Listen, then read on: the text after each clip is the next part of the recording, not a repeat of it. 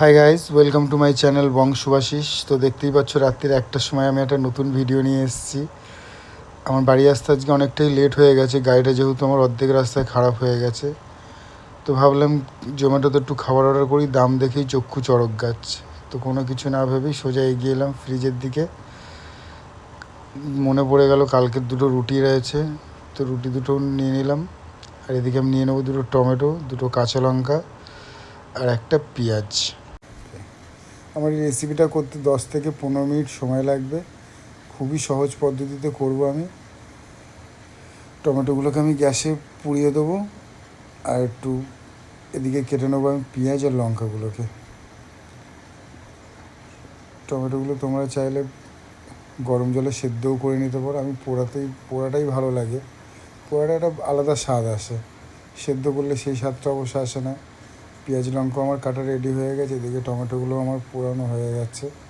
আর 2-4 minute পোড়ালেই টমেটোটা পুড়ে যাবে ভালো করে। তো চামচের বা চাকু দিয়ে তোমরা ফুটিয়ে দেখে নিতে পারো সেদ্ধ হয়ে গেছে কি না। তো আমার এটা প্রায় সেদ্ধ হয়ে এসছে। এবারে ধুয়ে ছালগুলো ছাড়িয়ে নেবো। আর পেঁয়াজ লঙ্কার মধ্যে দিয়ে দেবো একটু পরিমাণ মতো নুন আর সামান্য একটু কাঁচা সর্ষের তেল। দেওয়ার পর ভালো করে চটকে নেবো আমি। চটকানো হলেই ব্যাস আমার টমেটো পোড়া বা টমেটো ভর্তা রেডি। তোমরাও বাড়িতে ট্রাই করতে পারো এটাকে। খুবই সুস্বাদু খাবার, গরম ভাতের সাথেও খেতে পারো। আমি যেহেতু এখন এত রাতে আর প্রেশারে সিটি মারলাম না, যেহেতু 1টা বাজে, তাই আমি রুটিটাই খাবো। রুটিগুলো গ্যাসে একটু গরম করে নেবো, ব্যাস। রুটিটা গরম হয়ে গেলেই আমার রাতের ডিনার রেডি। খুবই সুস্বাদু খাবার, খুবই ভালো খেতে লাগে এটাকে।